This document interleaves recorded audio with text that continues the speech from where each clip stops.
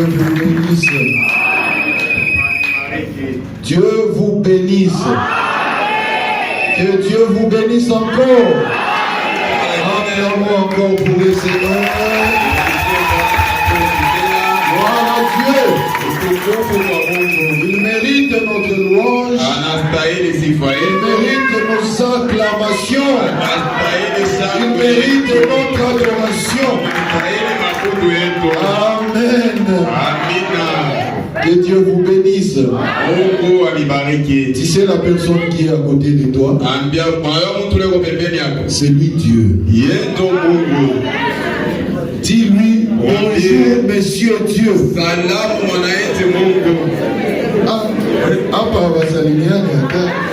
Confiance en lui. Bonjour Monsieur Dieu. Bonjour la tête. Bonjour Monsieur. Bonjour Monsieur Dieu. Amen. Est-ce que tu crois que c'est lui Dieu? Toi, tu attends un Dieu du ciel pendant que Dieu n'est plus au ciel. Aujourd'hui, le ciel est resté vide. Et Dieu est dans ton frère et dans ton soeur. Amen. Frère Branham me dit, Dieu vient pour adorer et être adoré dans l'homme. Si tu montais là-bas, tu ne vas pas les trouver. Amen. L'adoration aujourd'hui, c'est dans l'homme. L'homme qui a les saints-esprit. Que Dieu vous bénisse. Soyons debout, nous allons lire la Bible. Nous sommes toujours dans Actes, chapitre 7. Je commence au verset 48. Mais le Très-Haut n'habite pas dans ce qui est fait de main d'homme. Comme le dit le prophète, le ciel est mon trône, la terre mon marchepied. Quelle maison me bâtirez-vous, dit le Seigneur? Quel sera le lieu de mon repos? N'est-ce pas ma main qui a fait toutes ces choses? Et dans Malachie 3, le premier verset, il dit, voici j'enverrai mon messager, il préparera les chemins devant moi, et soudain entrera dans son temple le Seigneur que vous cherchez, le messager de l'alliance que vous désirez. Voici il vient, dit l'Éternel des armées. Amen. Que Dieu ajoute les bénédictions à la lecture de sa parole. Nous aimons porter ça, mais ça nous dérange parfois. Excusez-moi.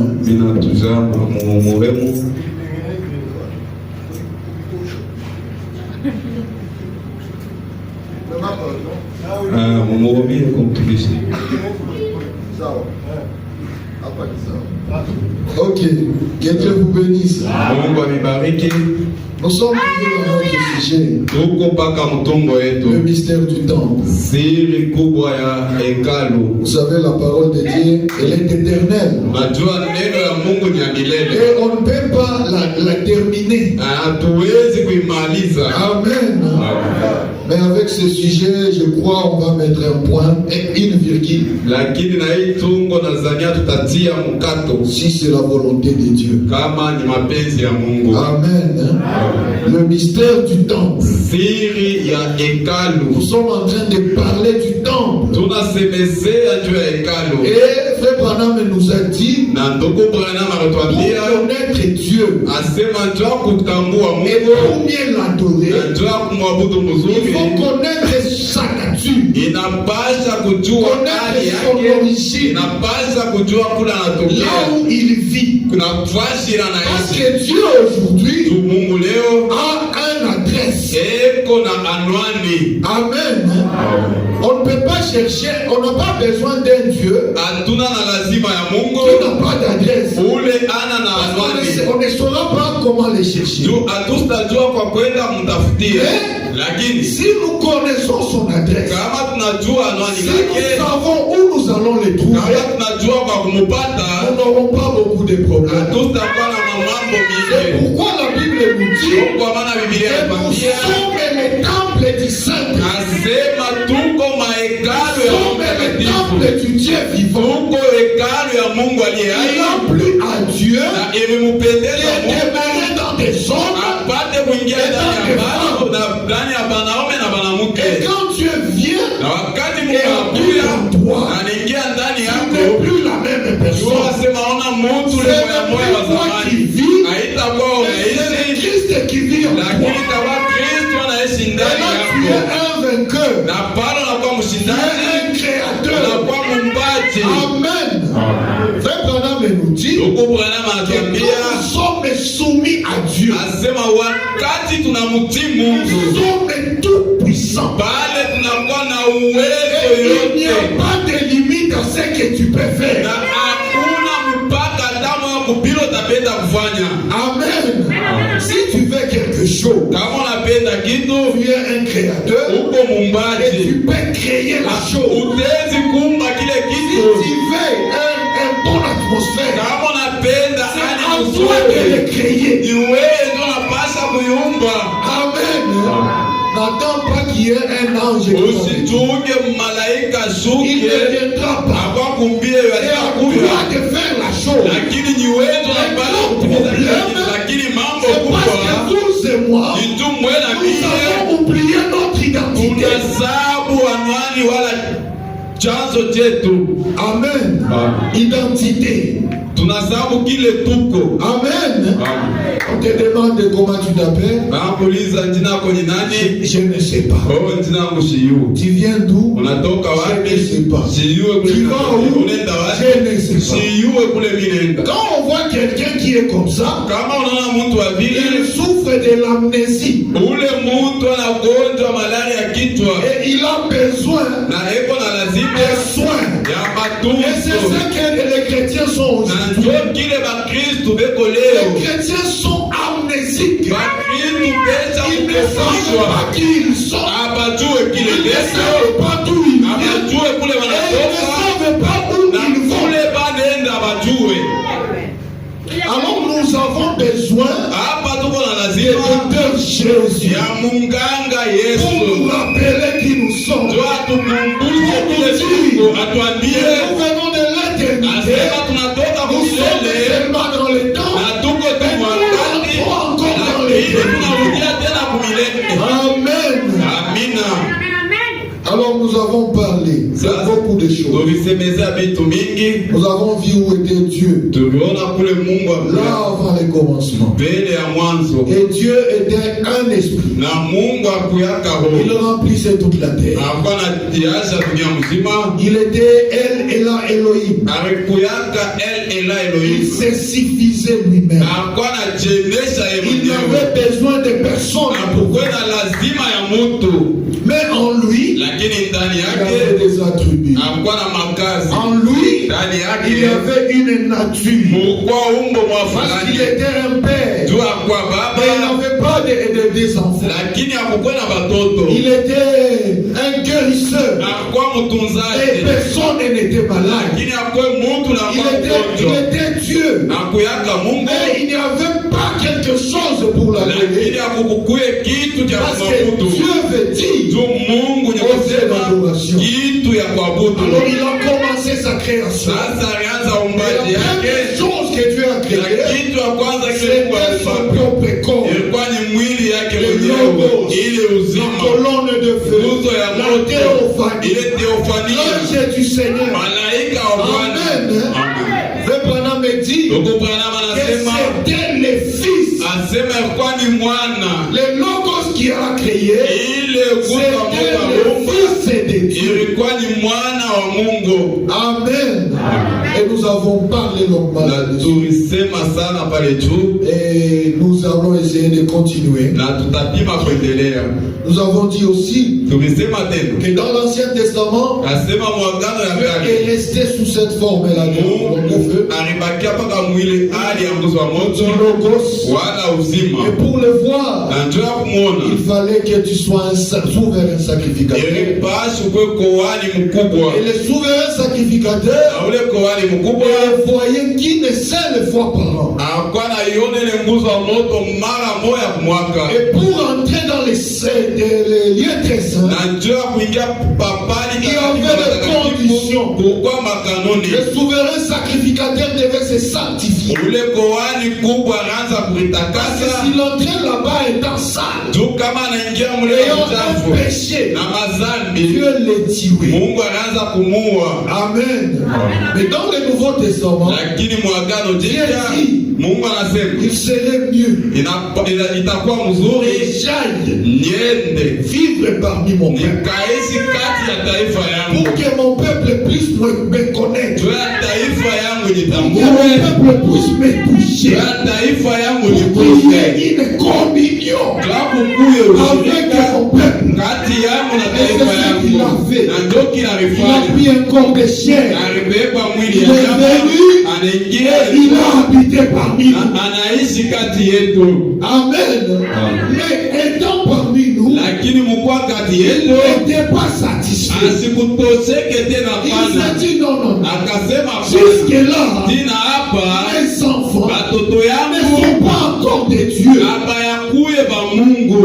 Il dit, il vous est avantagé que je m'en aille. Parce que quand je serai parti, je vous enverrai les Saint-Esprit, les consolateurs. Amen.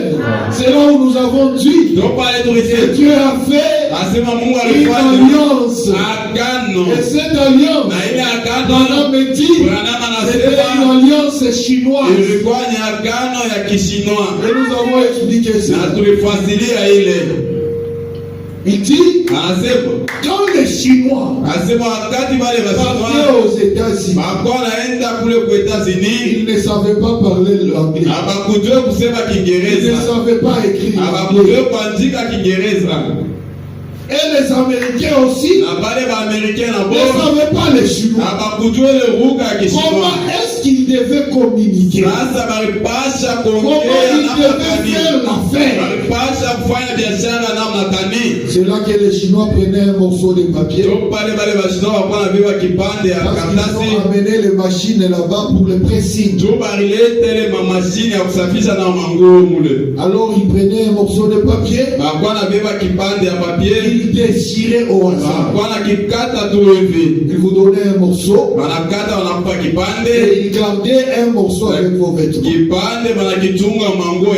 Alors quand vous venez pour récupérer vos vêtements, vous venez avec le morceau de papier. Et lui, le Chinois, il regarde l'autre morceau.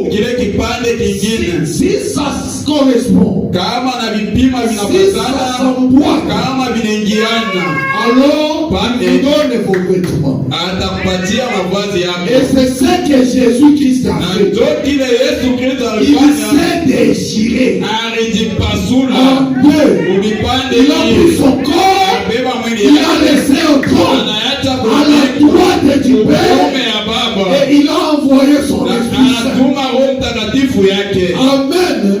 Et quand il viendra pour prendre son épouse, il prendra seulement celui qui a l'autre morceau de l'alliance. Amen. Alors si vous n'avez pas le morceau de l'autre morceau, oubliez l'enlèvement. oublié le ciel. C'est pourquoi Frère Branham nous dit, il est important, il est indispensable, il est nécessaire, il est obligatoire pour nous de recevoir le Saint-Esprit. Amen. Amen. Le Saint-Esprit de ton Père n'est pas ton Saint-Esprit. Le Saint-Esprit de ton mari n'est pas ton Saint-Esprit. Tu dois faire une expérience personnelle avec Dieu. Amen. Ne te contente pas parce que ton mari prêche. Ne te contente pas parce que tu es la femme du pasteur. Mais sois content parce que le Dieu de ton mari est ton Dieu. Ah, il n'y a pas d'amen. C'est ça le nécessaire. Que le Dieu de ton pasteur soit ton Dieu. Que le Dieu de ton mari soit ton Dieu. Que le Dieu de ton papa soit ton Dieu. Amen. Il faut qu'on chanter. Il dit, même si mon mari péchait comme un homme, cela n'est pas une garantie. Il dit, il me faut aussi la nouvelle naissance. Je dois voir le patron lui-même. Et le patron, c'est le Seigneur Jésus-Christ. Amen. Alors quand Jésus est parti, il a envoyé le consolateur. Et quand tu as le Saint-Esprit en toi, tu es Dieu. Amen. Tu es un Dieu. Dieu dit donc, montre-nous le Père et cela nous suffit. Paragraphe 82. J'avais déjà lu ça, je saute un peu. Je lis une partie. La Bible dit que vous êtes des dieux. Parce que vous êtes une partie des dieux. Il n'y a pas d'amen. Vous êtes des dieux. Parce que vous êtes une partie des dieux. Vous êtes des fils et des filles de Dieu. Une fois votre théologie abandonnée, toutes vos facultés mentales ne regardent à rien d'autre que la parole de Dieu. Et le Saint-Esprit descend ici pour rendre témoignage. Vous êtes une partie de Dieu. Je suis une partie de Charles Branham. Parce que je suis son fils. Vous êtes une partie de Dieu. Parce que vous êtes son fils. Né de son esprit. Lavé dans son sang. Branham dit Alléluia. Vous l'êtes. Vous êtes une partie de lui. Vous devenez un créateur. Je peux entendre un amen. Vous devenez un créateur. Quand vous êtes une partie de Dieu, Mungu. Vous êtes des dieux. Uko Mungu. Parce qu'il n'y a pas de partie faible en Dieu. Ndani ya Mungu msalaka kipande kidhaifu, kila kipande est tout puissant. Iko na uwezo yote. Et quand vous êtes une partie, na kama uko kipande, vous avez na kama une partie de la divinité, na kipande ya Mungu, vous avez la plénitude. Tout ce que vous dites, c'est le ciel qui le dit. Tout ce que tu vas prononcer, le ciel va dire Amen. Parce que c'est Dieu qui est en train de parler. Vous êtes un créateur. Savez-vous cela? Amen. Amina. Moi je dis encore Amen. Tu es un créateur. Tu peux créer la solution à ton problème. Tu peux créer ton travail. Tu peux créer la solution. Alléluia. Alléluia. Tu la paix. Amen. J'ai dit dans expectative. Paragraphe 13. Je commence au milieu. Rappelez-vous ceci. Et ne l'oubliez jamais. Une bonne attitude mentale envers n'importe quelle promesse de Dieu la fera s'accomplir. Quelles sont les promesses de Dieu que vous connaissez? Il a dit, je serai la tête et non la queue. C'est une promesse. Une bonne attitude mentale avec cette promesse que vous soyez la tête.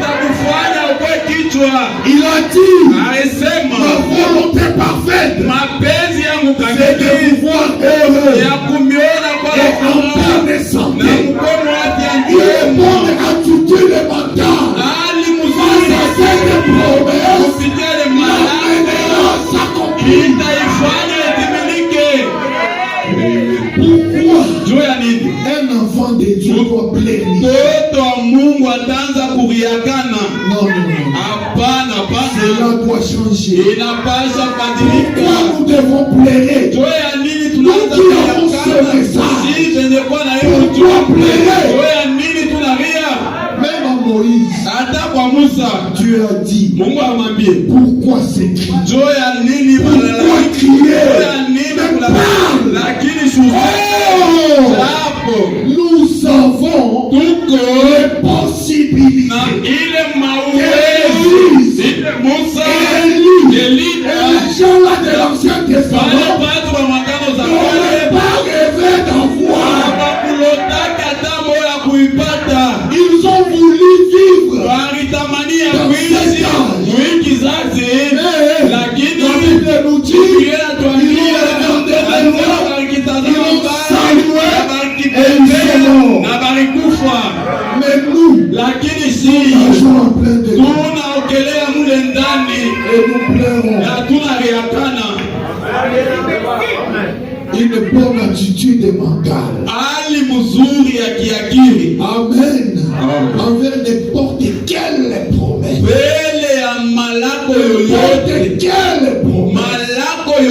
N'importe quelle promesse.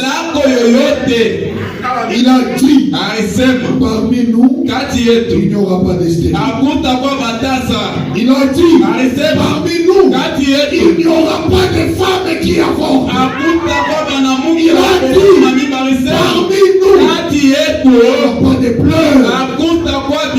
Maintenant, pourquoi tu cries? Aujourd'hui, c'est la fin de ton problème.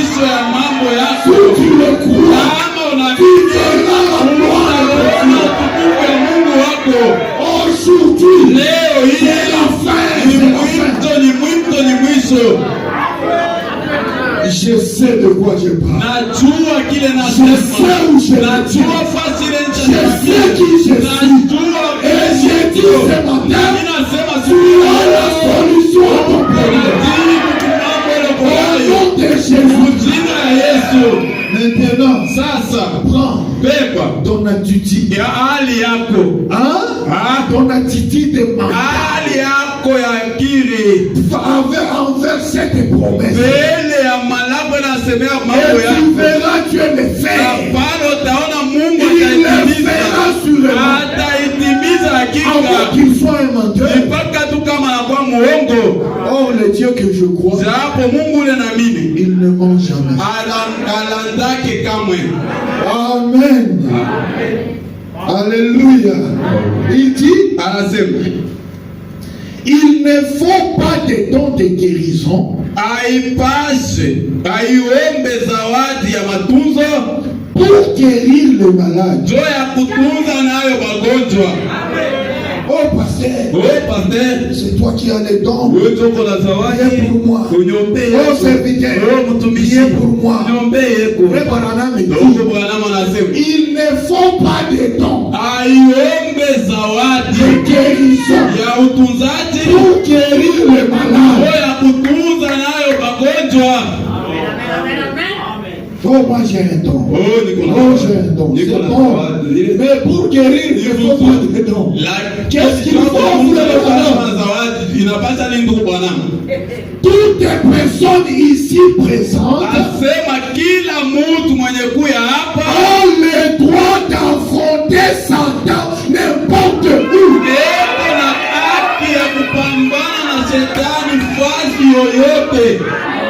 Toutes les personnes, toutes les personnes, le Branham me dit, les plus faibles parmi les croyants ont les dessus sur tout mal.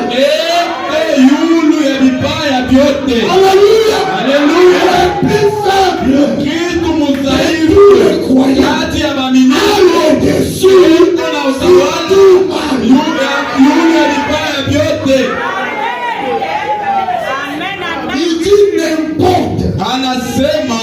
Quel croyant, toutes les personnes ici présentes a le droit d'affronter Satan.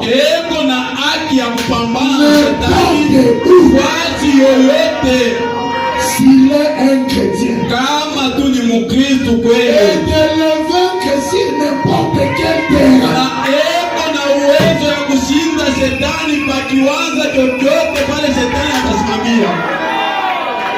Je peux entendre l'amen.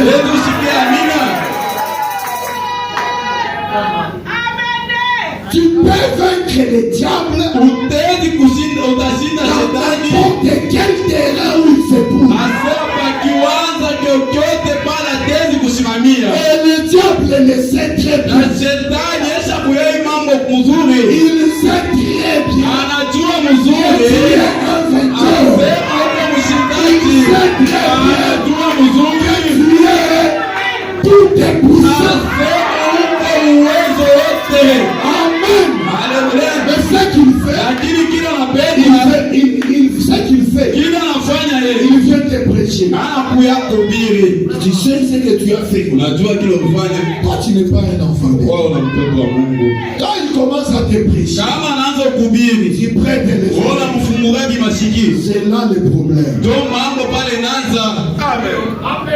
Quand il te prêche, ne dis pas amen à la parole du diable.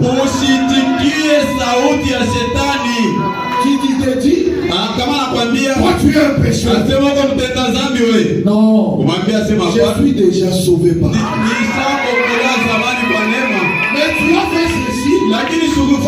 Oui, un chrétien commet des erreurs. Et il la commettra toujours. Mais moi, je suis déjà sauvé. Je ne suis pas un pécheur. Amen. Nous devons refuser la parole du diable. Dieu t'a déjà sauvé.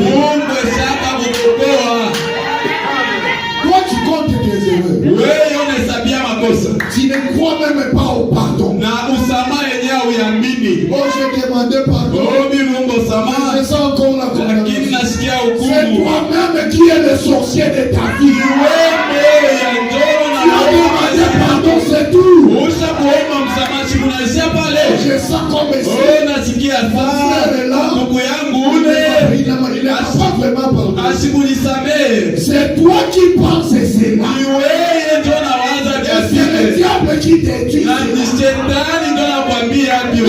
Lakini une fois mara tu oublies la chose. Kisabu kile Et kitu. le frère à qui tu as commis, avec qui tu avais le problème, Mungu unafanya na mambo unakosea. tu commences à l'embrasser. Unaanza mkumbatia. Unatembana pamoja. C'est là où le diable reçoit le chaos. Ndio pale shetani anapata ngumi ya nguvu. Amen. Ne disons pas amen. Tusiseme amina. À la parole du diable.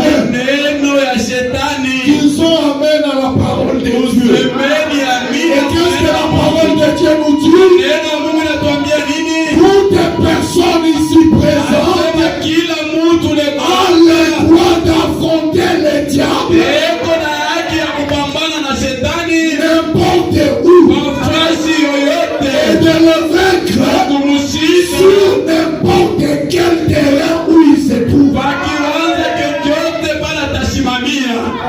Amen. Dieu vous bénisse. Mungu anibariki. Si seulement l'épouse Kama tu bibi harusi pouvait reconnaître sa position, anatambua msimamo yake, il n'y aura pas de problème. hakutakuwa mambo Le problème, c'est nous-mêmes. na mambo kubwa nchi Le yenyewe. grand sorcier de ta vie, c'est toi-même. Ulozi munene wa maisha yako ni wewe mwenyewe. Oh, on m'a ensorcelé. Oh, bana niloka. À l'église, il y a des sorciers. Kanisa balozi ve kwa. Tu veux quoi? Sasa unapenda nini? Même les sorciers sont les serviteurs de Dieu. Balozi shirika watumishi wa Mungu. Dieu peut utiliser un sorcier Mungu atezi kutumikisha mlozi pour voir où est-ce que ta foi, quel est le niveau de ta foi. ya kuona kiwango ya imani yako. Oh, les sorciers de l'église. Oh, les sorciers. C'est toi le sorcier. Parce que tu ne connais pas ta position. Wewe mlozi tunaviakana auwe msimamo yako.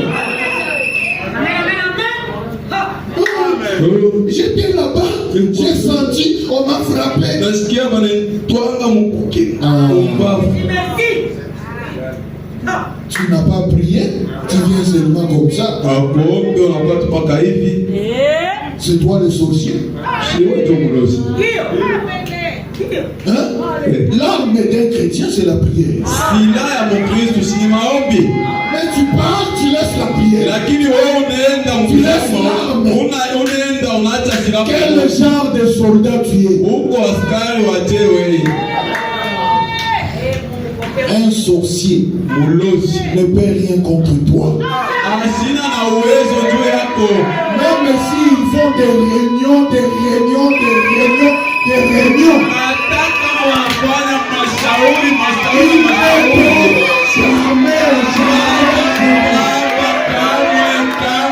Kamwe. À moins que Dieu ne finisse avec toi. Hata tu kama Mungu anaisha na wewe. Oh, les sorciers l'ont mangé. Balozi bananikula. Un enfant de Dieu être mangé par des sorciers. Akuliwa na balozi. On va douter de ton expérience. Kuishi kupima kwako kama unaanza kutuambia vya vile tunakushakia. Amen.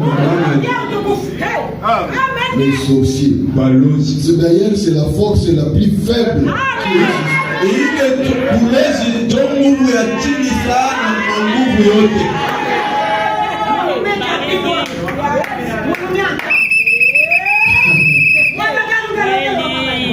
Amen. Faut pas essayer, vous aurez chaud. Ulozi usipime. N'essayez même pas, n'osez même pas. Utapata moto, usipime hata upima. Hébreux chapitre 2. Troisième partie. Prêché le 28 août 1957. Paragraphe 49. Il dit, avant qu'Abraham fût, Jésus. Amen. Avant qu'Abraham fût, Jésus. Ça c'est quel français? Même si vous interrogez les francophones, il faut vous dire que ça c'est vraiment une erreur. En français. Mais c'est ça qu'il est. Avant qu'Abraham ne fût, Jésus. Voilà qui il était. Il n'était pas seulement un homme, puisqu'il n'était qu'un simple prophète. Il était Dieu. Dieu demeurant sur terre. Dans un corps de chair appelé Jésus. Le Fils incarné. C'est exactement ce qu'il était. Amen. Ce que Jésus était, il était le Fils de Dieu incarné.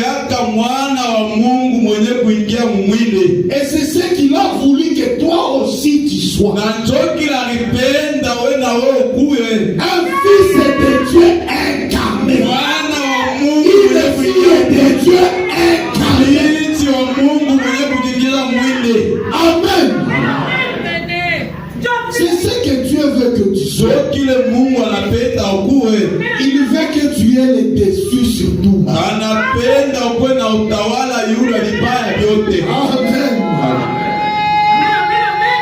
La divinité expliquée. Paragraphe, c'est prêché le 25 avril 1961. Paragraphe 148. Et c'est ce que Dieu a fait. Dieu, il est un esprit. Et il a créé point. Il a changé de rôle. Ça devrait être frappant pour les gens de penser au petit Jéhovah. Il aurait pu venir comme un homme adulte, mais il est venu dans une crèche, au-dessus d'un tas de fumier. Le petit Jéhovah qui plairait comme un bébé. Le petit Jéhovah qui jouait comme un garçon. Le petit Jéhovah charpentier comme un ouvrier. Le petit Jéhovah adolescent. Jéhovah suspendu entre ciel et terre, avec de la brave du vol, des crachats de soldats sur son visage. Jéhovah qui mourait pour ses enfants. Jéhovah qui mourait pour acheter pas quelqu'un d'autre, mais Dieu lui-même. Voyez-vous, c'est Dieu et sa fonction. Pourquoi il essayait de retourner au cœur de l'homme?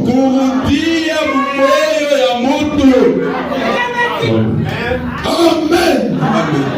Si Jéhovah lui-même est devenu un petit garçon, un petit bébé, né dans une étable, dans une crèche, le petit Jéhovah qui est en train de courir comme un garçon, le petit Jéhovah qui devient charpentier, petit Jéhovah qui devient un ouvrier. Le petit Jéhovah adolescent. Il a été suspendu entre le ciel et la terre. On a craché sur lui. Il est mort pour toi et moi. Pourquoi? C'est pour qu'il essaie tout ce qu'il faisait là-bas. C'est parce qu'il essayait de retourner au cœur de l'homme.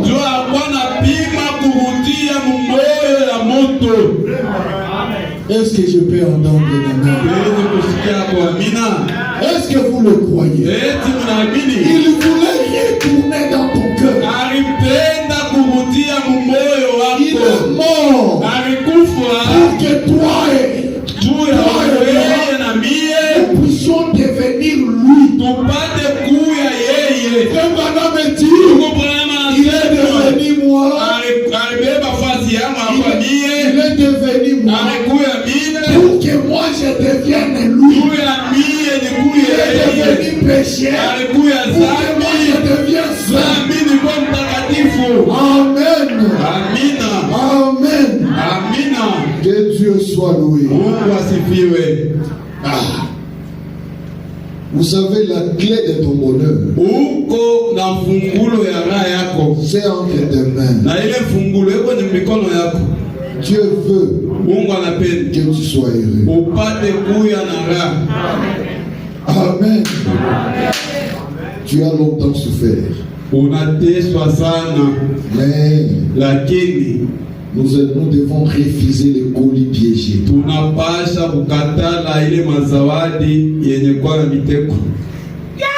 Amen. La maladie n'est pas ton colis. La misère n'est pas ton colis. La pauvreté n'est pas ton colis. Une église pleine de gens comme ça, mais un seul véhicule est là-bas. Non. On va refuser ça. On va refuser ça. Des motos, non. Ma piki. Avec la veste sur la moto. Non.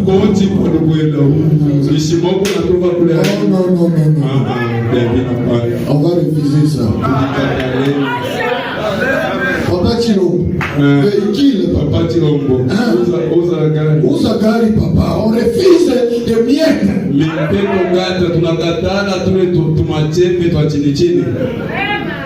Amen. On va refuser ces histoires.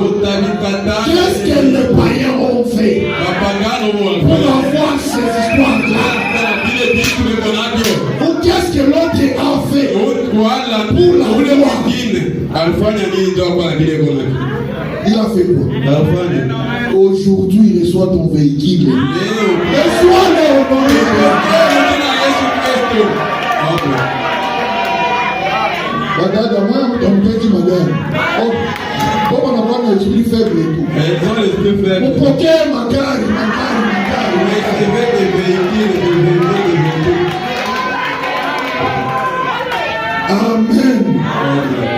Amen. Il faut manquer là où on va mettre les véhicules. On enlève le parking des motos là-bas. Les véhicules. Parce que nous sommes des têtes. Amen. Je vous ai dit que je suis un prédicateur. Je prêche moi je prêche la richesse. Je prêche la prospérité. Je ne prêche pas la pauvreté. Attendez le prédicateur qui prêche la pauvreté. Il va vous dire, même si je suis pauvre, déjà est seulement au ciel. Tu vas être pauvre et tu vas aller au ciel. Mais moi je vais être riche et je vais aller au ciel.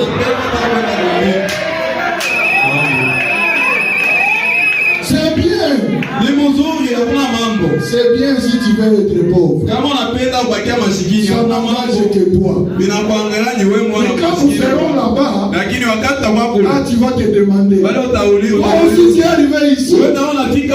Mais oui. Qui t'a dit que le ciel c'est pour les pauvres? Restez pauvre.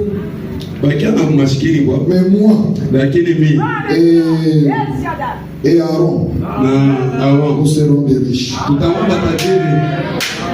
Amen. Christ est le mystère de Dieu révélé.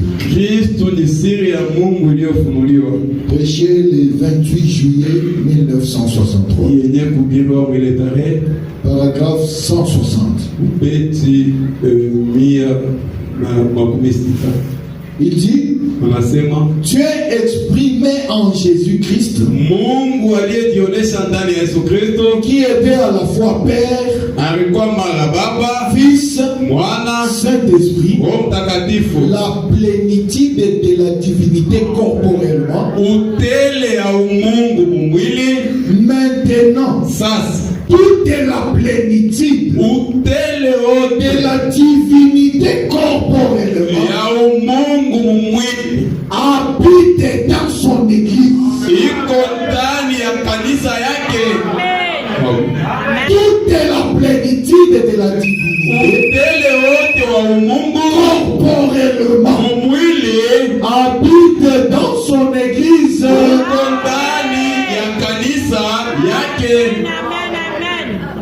Amen.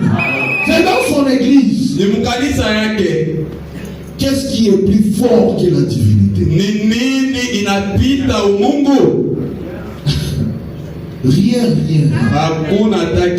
Amen. Tout ce que Dieu était, il a déversé en Christ. Et tout ce que Christ était, il a déversé dans son église. Les croyants. Amen. Pas une dénomination. Les croyants. Quand vous êtes un croyant, vous avez la divinité. Et le monde doit vous obéir. Tu dois avoir une histoire. Comme John Charit. Tu étais un concasseur de pierre. Mais tu commences à employer les gens. C'est ça que nous voulons. Frère Branham me dit que tout celui qui croira à ce messager, il aura les récompenses du prophète. Et ce n'est pas tout. Il fera partie de cette épouse du dernier.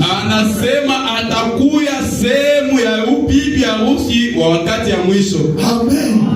Quelles sont les récompenses du prophète? N'est-ce pas que William Branham est né pauvre? Il est mort pauvre. Il a laissé des millions de dollars. Parce que même la voix de Dieu,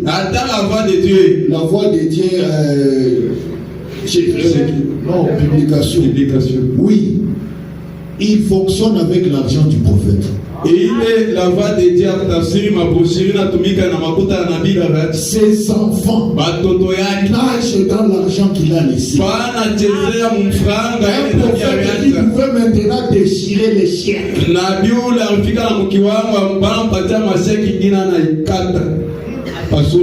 Oh, Branham avait un fort, pas seulement ça. Il avait des Cadillacs. Il avait de l'argent. Un jour, Branham se dit, moi je vais aller là-bas dans le désert. Je vais aussi aussi laisser pousser la barbe. Tata kona mimi ndevu ilefuke. Comme ça, je viendrai pour prêcher et rentrer encore. Bale takwa kubiri tutanirudie mu mjango. Dieu lui dit non, non, non. Mungu anamwambia si wapa. Toi, tu n'es pas de ce siècle-là. Wewe hauna kwa mwile wakati ya Amen. Et nous, nous sommes dans l'âge mukizazi de la richesse. utajiri. Nous devons refuser la pauvreté. Au nom de Jésus. Je vais vous dire un secret. Temipatia siri moja. Vous voyez votre pasteur là-bas. Unaona pastor wenu. Le secret de votre élévation Siri ya unyanyuo wetu dépend de lui. inafuatana naye. Dites amen. Usema mimi na nguvu. Le pasteur devrait être l'homme le plus riche de l'église. Anapasha kuya mtu wa franga mingi kutupita shibote huko. Parce que c'est lui qui reçoit nos dîmes. Yetu anapokea machekumi yetu. Mais toi tu ne donnes pas la dîme malheureusement. Lakini amuletaki chekumi kwa ole. Il faut donner beaucoup d'argent à cet homme. Munapasha kumupatia pas seulement les dîmes. Hapana tupaka chekumi. Donnez de l'argent. Mumupatieni mafranga yenu. Quand vous le voyez, vous sentez que vous devez donner l'argent, donnez. Cherchez une place dans son cœur.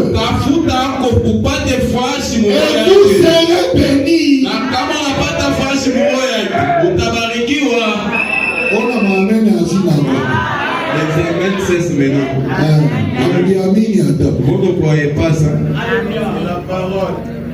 Il doit être, si cet homme ici est à l'aise, un bon véhicule, il n'a pas beaucoup de soucis, il ne pense pas à faire des campagnes pour survivre, il va se consacrer pour son église. Il va prier. Il va dire à Dieu, je veux que cet homme soit comme ça. Et vous verrez la chose s'accomplir.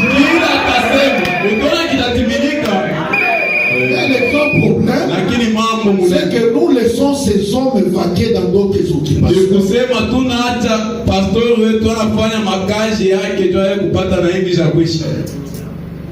C'est ça le problème de l'église. Tu ne donnes pas la dîme, on compte l'offrande. 20 000 francs, ça va faire quoi? Oh, tu as déjà compté nos offrandes. Moi, je ne sais pas, j'ai dit seulement.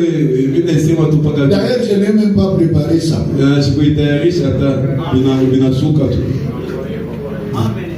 Donnez à cet homme l'argent. C'est lui le plus élancé de l'église. Il est costaud.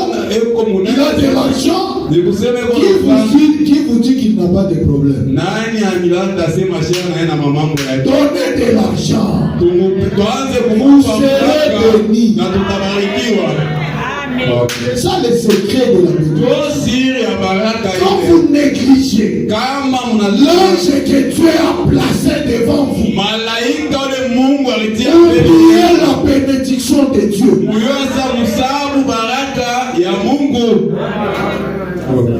Il ne m'a pas dit de parler pour lui, mais il m'a dit de me sentir à l'aise quand je suis devant. Amen. Et vous verrez, faites ça, vous allez voir. Amen. Ok. Ça. Il y a encore quelques temps. Alors, dans l'éternité ici, nous avons parlé de ces 4 points. Maintenant, dans l'éternité, où est-ce que Dieu sera? Amen. il aura aussi un temple. Il n'était avant le commencement, il n'avait pas de tabernacle. Mais ici maintenant, après le Nouveau Testament, il aura un temple. Il ne sera pas seulement dans l'atmosphère. Il aura un temple en lui. Et les saints iront l'adorer. Frère Branham me dit, nous irons visiter Papa Dieu. Amen. Nous ferons des milliers de kilomètres pour aller visiter Papa Dieu. Branham me dit, nous pouvons faire même 5000 années en train de marcher. Là, il n'y a pas de fatigue. Nous allons voir Papa Dieu. Amen. Et c'est quand on le voit seulement comme ça. Mais Branham me dit, nous restons avec un grand témoignage. Juste en le voyant, on reste avec un témoignage d'avoir vu cet homme. On va se promener dans les jardins du grand Elohim. Tu vas appeler tes amis. Venez, allons voir Papa Dieu. Amen. Je lis d'abord dans Dieu dévoilé. On laisse Branham nous parler. Frère Branham me dit au paragraphe 84. C'est comme la tribu. C'est comme la tribu. Voyez-vous, c'est en Dieu. Un attribut, c'est votre pensée. Dieu au commencement, l'Éternel. Il n'était même pas Dieu. Il était l'éternel. Il n'était même pas Dieu. Dieu, c'est l'objet d'adoration ou quelque chose comme ça. Voyez. Donc, il n'était même pas ça. Il était Elohim, l'éternel. Mais en lui, il y avait des pensées. Il voulait matérialiser. Et qu'est-ce qu'il a fait? Alors il a prononcé la parole. Et la parole s'est matérialisée. Voilà tous les tableaux de Genèse à Apocalypse. Il n'y a rien qui cloche. C'est Elohim qui s'est matérialisé pour pouvoir toucher, pour pouvoir être touché, compati. Et dans le millénium, il y aura un Elohim assis sur le trône. Voyez-vous, c'est exact. Avec tous ces sujets autour de lui, il a prédestiné avant la fondation du monde.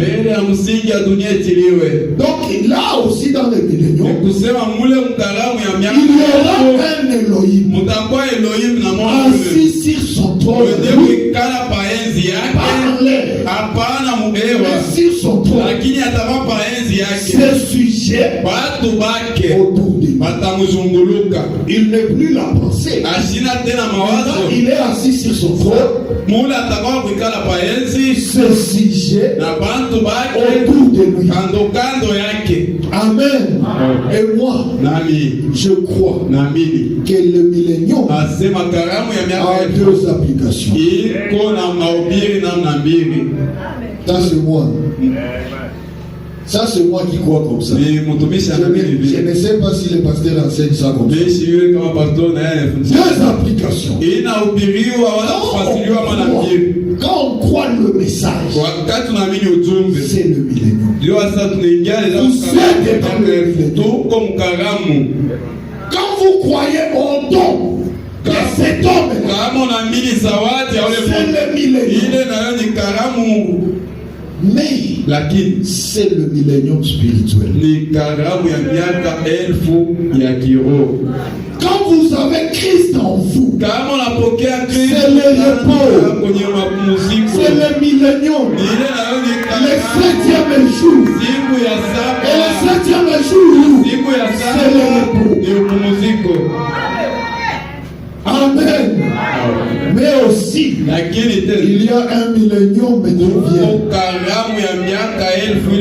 Amen. Un millénium réel.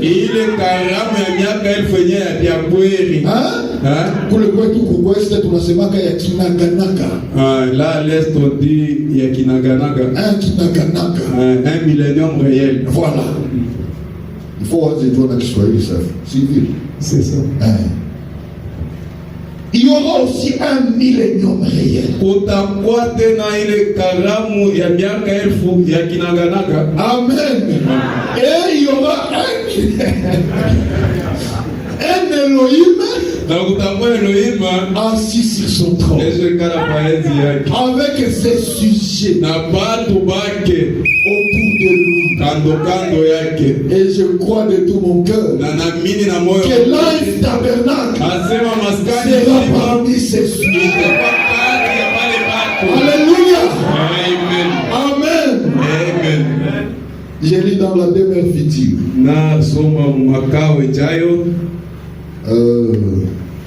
Prêché le 2 août 1964. Paragraphe 400. Il dit la ville avec le trône au sommet. Apocalypse 21 au 23. Et ils n'ont pas besoin de la lumière.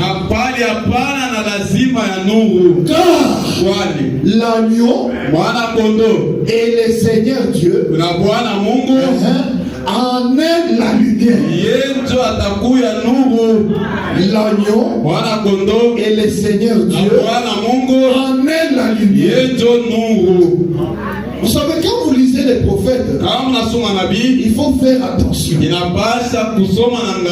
Dites l'agneau avec le Seigneur Dieu. C'est comme si c'était personne. Et puis il dit en est la lumière. Il n'a pas dit en sont la lumière. Donc c'est l'agneau et le Seigneur Dieu en est la lumière. Là, c'est le mystère du temple. Si vous comprenez bien, il ne s'agit pas de deux personnes. Il s'agit du mystère du temple. Vous savez, le trône de Jésus se trouve dans le cœur des croyants. Mais là-bas, dans le millénium, le trône, Amen, l'agneau et la lumière, l'agneau et le Seigneur Dieu, Amen, la lumière. Ça veut dire quoi? Le Seigneur Dieu, c'est la colonne de feu, l'agneau, c'est son corps. Nous n'aurons pas besoin de la lumière là-bas du soleil. Parce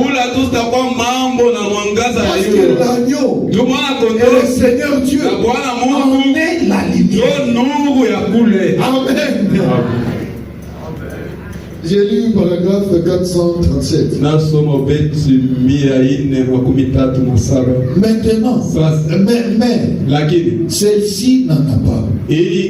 La Bible dit, là il n'y avait pas de temple avant le commencement. Mais le Seigneur Dieu et l'agneau en est le temple. Amen. Mais ici dans l'éternité,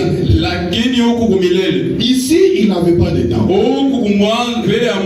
dans l'éternité, il dit l'agneau et le Seigneur Dieu en est les temples. L'agneau est la lumière. L'agneau est le temple. L'agneau est le trône. L'agneau est la vie. Là maintenant, il va quitter dans les cœurs de croyants. Ça ne sera plus à son trône. Mais l'agneau sera son trône. Amen.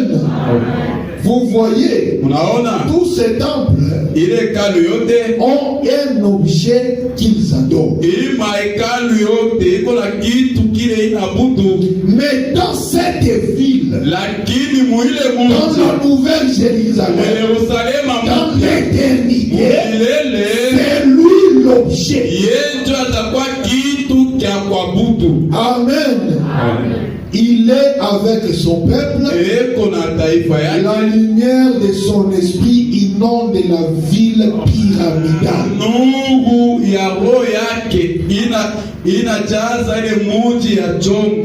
Amen. Donc la montagne est ici. C'est une ville. Il n'a pas effacé. C'est une ville pyramidale. Amen. Et lui, l'agneau, il sera au sommet. Il est la lumière qui va éclairer toute la ville. Et cette ville-là, c'est une ville, comment on va dire, français dans la bouchine. Une ville qui a des canons. Amen. Ça sera une ville pyramidale. Le trône de Dieu c'est au sommet. Et lui-même, il est la lumière.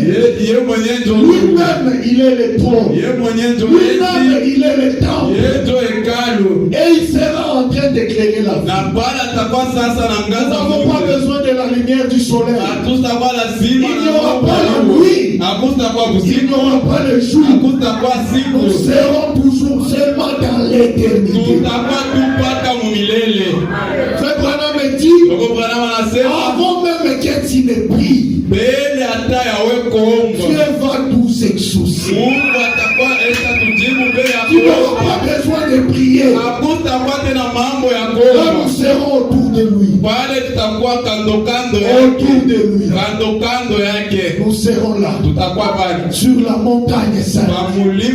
Et nos serviteurs, ils seront là aussi. Vous connaissez nos serviteurs? Ce sont les Juifs, les frères de Jésus. Mais nous, nous sommes là. Son église. Amen. Nous serons avec lui. Autour de lui. J'espère qu'on vous a déjà prêché sur la demeure futile. Vous comprenez cela. Donc là aussi, l'agneau, c'est l'agneau. C'est lui qui est Dieu. C'est lui qui est l'objet de notre adoration. C'est lui qui sera tout ce que nous cherchons. Amen. J'ai lu dans le Fils de Dieu manifesté.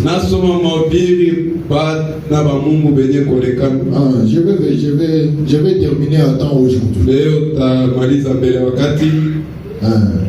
Je ne vais pas vous demander 15 minutes comme la fois passée. Non, c'est juste, j'arrête. Le Fils de Dieu manifesté. Paragraphe prêché le 18 mai 1960. Paragraphe 76. Maintenant, remarquez bien. Remarquez bien. C'est là que je viendrai. Frère Branham me dit, c'est ici dans l'éternité, il dit, Là dans l'éternité, je viendrai. Et je dirai, frère Imès, toi et moi, avec frère Biller et quelques frères, on va aller voir Papa Dieu. Amen. Et titre, faisons un petit voyage. Donc, nous sommes maintenant, frère Branham me parle là en bas que c'est un ravissement. Donc nous sommes ravis en esprit. Et j'aimerais qu'on entre vraiment dans l'esprit du prophète pour comprendre ce qu'il est en train de dire ici. Amen. Il dit faisons. C'est au présent. Faisons un petit voyage. Les amis, vous aimez les montagnes quand vous... Oui, assurément. Il y en a sur une distance de 2 ou 3 millions de milles là-bas.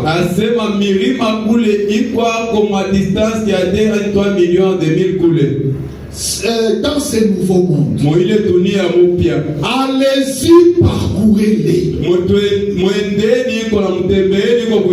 Le soleil tous les jours, venez plus haut. Je vous exaucerai avant qu'il ait cessé de parler. J'exaucerai. Ésaïe 66. C'est exact. Et vous savez, j'ai fait une promenade à pied là-bas.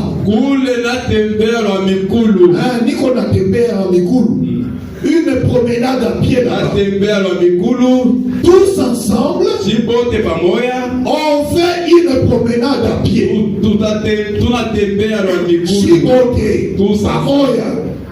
Nous sommes en train de faire une promenade à pied. Là, de seulement peut-être 500 ans. Seulement un petit voyage. Où 1 million d'années, ça ne change rien. Vous voyez, oh, ça a l'air insensé, mais c'est la vérité. Voyez-vous, c'est la vérité. Parce que le temps n'existe pas. C'est l'éternité. Et pendant que je suis assis là-bas, que je me promène à pied là-bas,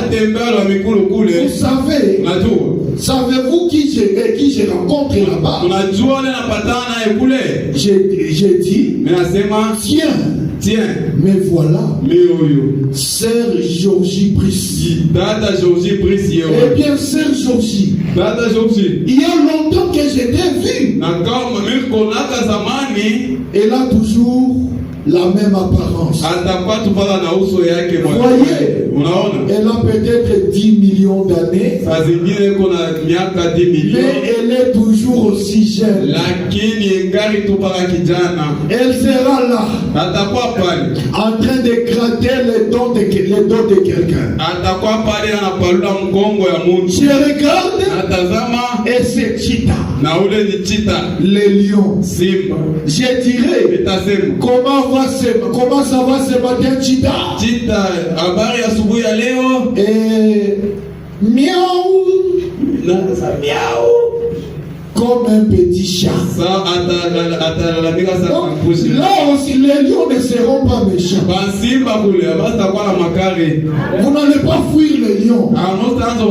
Quand vous voyez les lions, ah, monsieur Cheetah, madame Cheetah, comment ça va?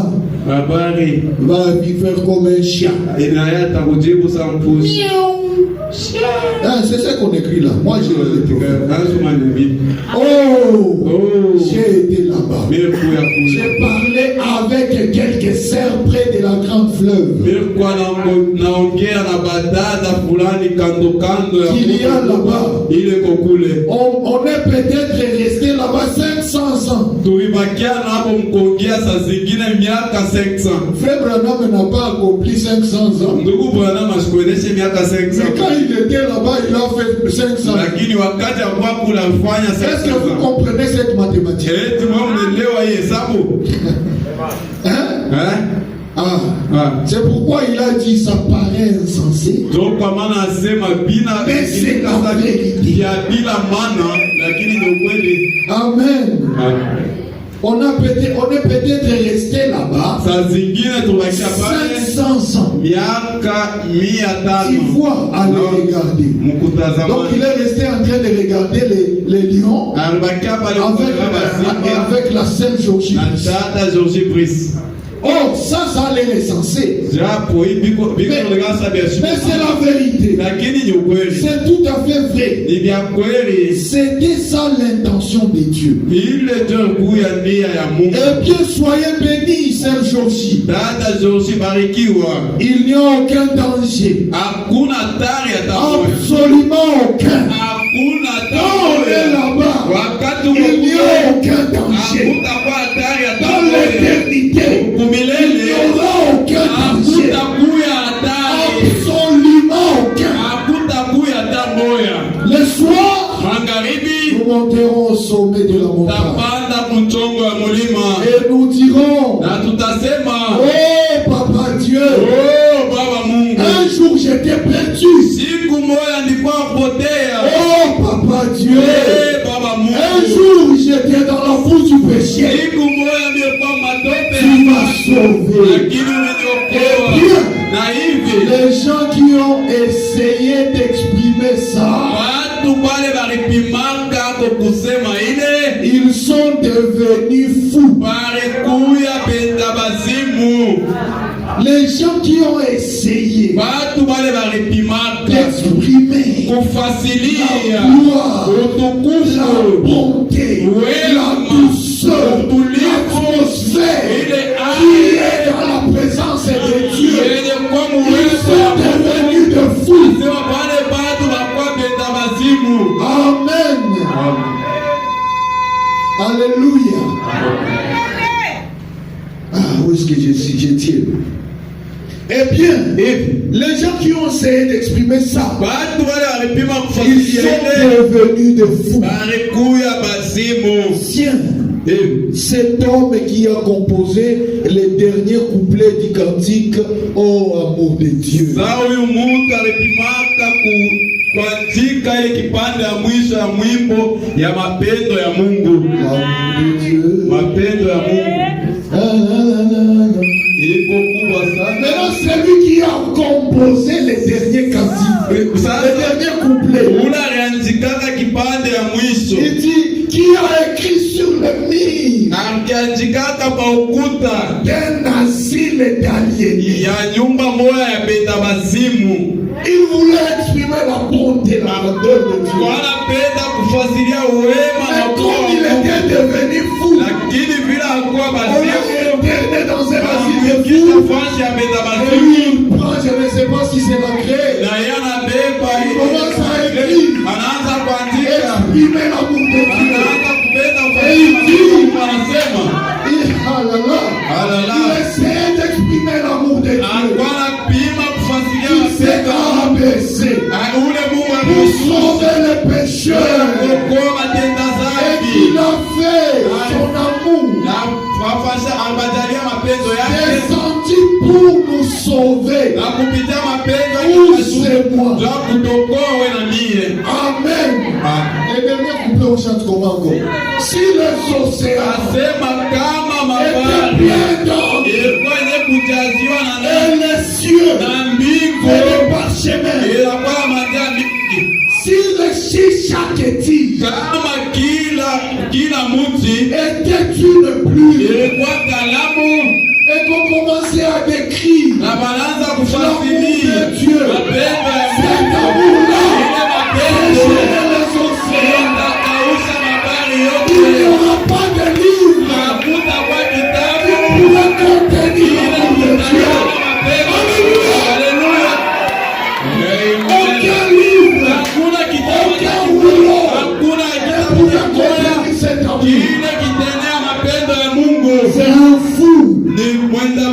mwalimu qui a écrit ça. unaandika ile Parce qu'il essayait kwa pima d'exprimer la grandeur de Dieu, kuwasilia d'exprimer la bonté de Dieu. wema ya Mungu. Vous savez, quand vous priez Unajua wakati et que unaomba vous sentez dans la présence de na Dieu, unaingia muwepo ya Mungu, vous ne sentez pas que les genoux font mal. hautasikia magoti Vous ne kuluma. sentez pas. Donc le monde Ni kusema dunia n'a plus de fait sur vous. haitapata Vous êtes au pire. utapanda dunia ingine, Même la mouche, hata hizi, même la moustique, hata ule même si ça jibu, dérange, hata tu n'écoutes pas. hautasikia, Et tu ne peux pas sortir, tu ne veux pas sortir dans cette monde. hautapenda kutoka mwile Parce que hali. c'est tellement bon. Iko mzuri C'est tellement, sana. tu es vraiment heureux. Uko na sana uwepo ya Mungu. Celui qui a déjà goûté cela, Ule sasa kuonja ile. il comprend ce que Dieu. Anaelewa hivi nasema. Alléluia. Ah, vous parlez d'une adoration. Munasema ndio mabudu. Les anges ne connaissent rien de ça. Ba malaika bayue mambo ya kuabudu. Et ils sont là. Bobe kotupasha.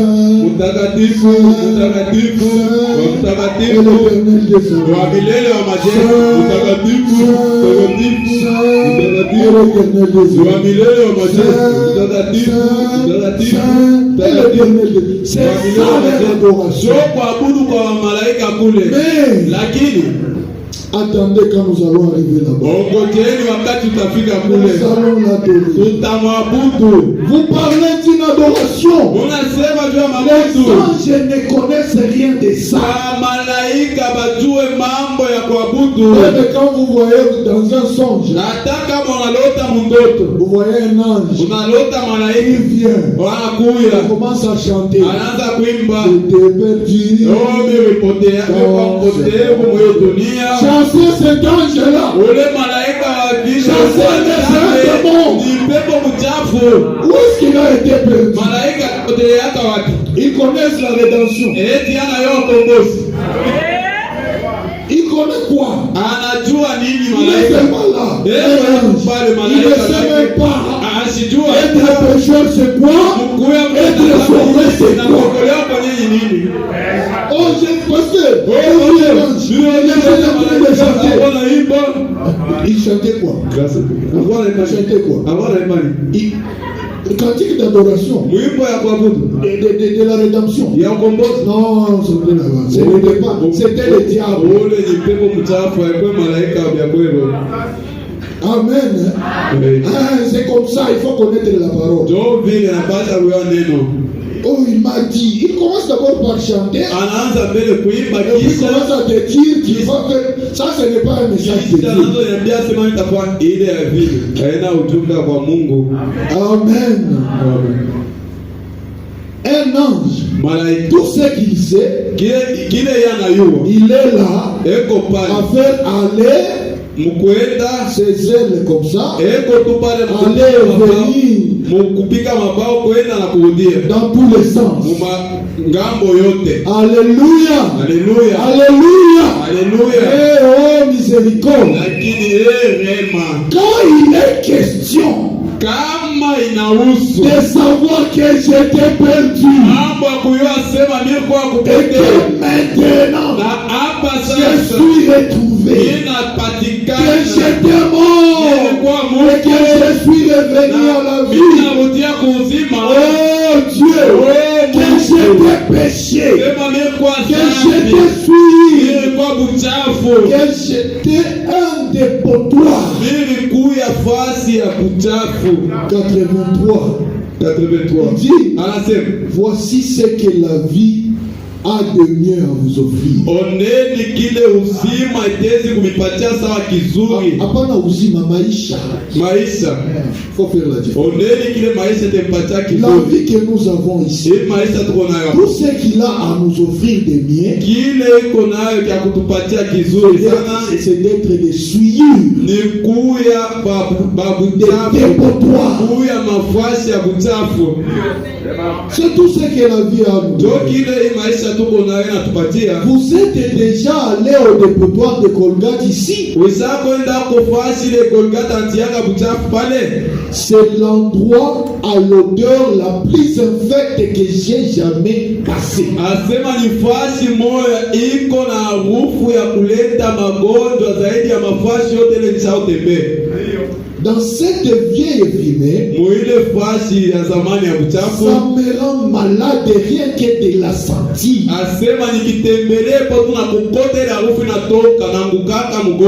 Étendu là, dans toute cette vieille fumée, tellement malade, l'estomac, tout chaviré. Après avoir pris de l'huile de raisin, vous voyez, malade au possible, et avec des rats qui vous courent dessus partout, et qui essayent de vous manger. Et ça, c'est la vie à son meilleur. Et puis, quand tu es dans cette dépotoir, quelqu'un te tend la main, il vous relève. Vous étiez très vieux et impotent. Il vous relève et vous transforme en un jeune homme de 18 ans. Il vous place au sommet de la montagne avec une santé florissante. Une bonne bouffée d'air pur. Comme ça, de la bonne eau fraîche.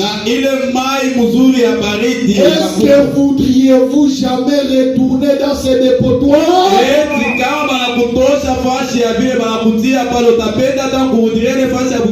Le Branham dit jamais,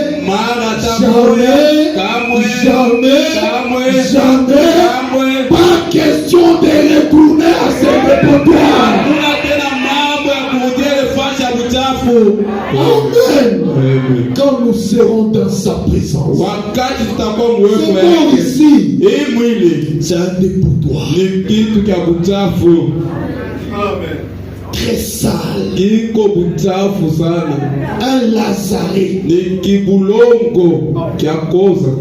Mais quelqu'un vient te prendre dans ses dépotoirs, il t'amène dans sa présence. Là où tu es dans la présence de Papa Dieu. Oh Papa Dieu, j'étais pécheur, aujourd'hui je suis sauvé. J'étais dans la boue, aujourd'hui je suis dans ta présence. Aimeriez-vous retourner dans ce dépotoir?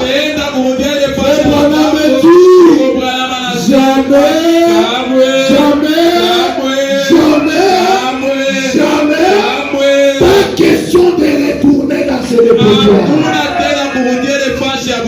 Et il dit, alors, voilà ce que ça représente, mes amis. Voilà ce qu'il y a eu dans cette vision. Où ce ravissement, l'un ou l'autre, vision ou ravissement. Parce que je vais dire vision, parce que j'ai peur que quelqu'un soit froissé si je dis ravissement. Voilà ce qu'il y a eu. Amen. Amen. Je suis à la fin. Frère Branham me dit, c'est que Frère Branham nous dit, c'est ce qui nous donne la vie. Amen. J'ai lu la dernière citation. Une vie cachée. Maisha yaliyofichiwa. Paragraphe 12. Ubeti 12. Je n'oublierai jamais frère Goth. Sitasabu kamwe ndugu Goth. Lorsqu'il s'est agenouillé. Wakati alitwanga magoti. Pour prier avec moi. Ndio ya kuomba na mie. Quand vous priez avec votre frère. Wakati unaomba na ndugu yako. C'est quelque chose de bien. Ni kitu kizuri. Il faut toujours le faire. Inapaswa kwanza. Il a mis ses bras autour de moi. Alinikumbatia mkono wake. Tout aussi simplement il a dit. Alisema tu kwa wepesi. Maintenant Papa Dieu. Sasa Baba Mungu. Voudrais-tu venir aider frère Branham? Utezi kuya kusaidia kwa ndugu Branham. Papa Dieu. Baba Mungu. Voudrais-tu venir aider frère Branham? Utezi kuya kusaidia kwa ndugu Branham. Cela ne m'a jamais quitté frère Grotte. Ile kamwe hayatokake ndani ya ndugu. Et un jour. Na siku moja. Frère Grotte. Ndugu Grotte. Il arrivera. Atafika. Je l'espère. Natumainia. Il arrivera. Atafika. Je mettrai aussi mon bras autour de son cou. Na nitatia mkono mzigo yake. Et m'assierai. Natekala. Près de l'arbre toujours vert. Pembeni ya mche ne kwa paka mpiti. Là où les fontaines. Kule machemutemu. Des eaux de vie coulent. Ya maji ya uzima na en dessous du trône. Chini ya enzi. Et nous serons alors dans la présence de notre Papa Dieu. Tutakuwa muwepa ya baba yetu Mungu. Au siècle des siècles. Milele na milele. Pour vivre dans sa présence. Tutaishi muwepo yake. Amen. Amina. Est-ce que tu aimerais aussi vivre dans la présence de Papa Dieu? Tutapenda na wewe kuishi muwepo ya baba Mungu. Voilà maintenant un secret. Sasa ona siri. Je vais faire la chimie de Dieu. Tafanya ile chimie ya Mungu avant de terminer. Mbele ya kumaliza. Amen. Amen. Vous connaissez la chimie de Dieu. Mnajua ile chimie ya Mungu. Voilà. Soyez calme. Mwe mtulizane tumkwe kimya. Vous voyez? Non. Vous étiez comme ça. Moko yaka hivi. Hein? Noir. Beusi. Vous voyez ce verre ici? Mnaona hiki yo. Ça prend la couleur de ce qui est à l'intérieur. Kina beba rangi ya vile biko ndani. Amen. C'est comme ça que toi et moi nous étions. Ndio vile wewe na mimi tukuyaka. Dieu est béni. Mungu lakini anakuya. Il est mort. Anakufa. Mais il nous a laissé la parole. Lakini atuacha neno. Il nous a envoyé. Anatutumia. Viens m'aider. Allez, donne ça. Prends ça. Viens ici, viens ici. Homme de Dieu, ça c'est toi. Très noir. Bieusi. Comme le mur de l'enfer. Tu as déjà été là-bas. C'est ce que tu demandes, non? Mais tu étais très noir. Alors Dieu a envoyé Branham. Branham, ça c'est toi. Ça c'est Branham. La crise ici. Maintenant commence à dire un verset ici. Attends d'abord. Ça, quand je dis Branham dit, vous vous dites Amen. Hein?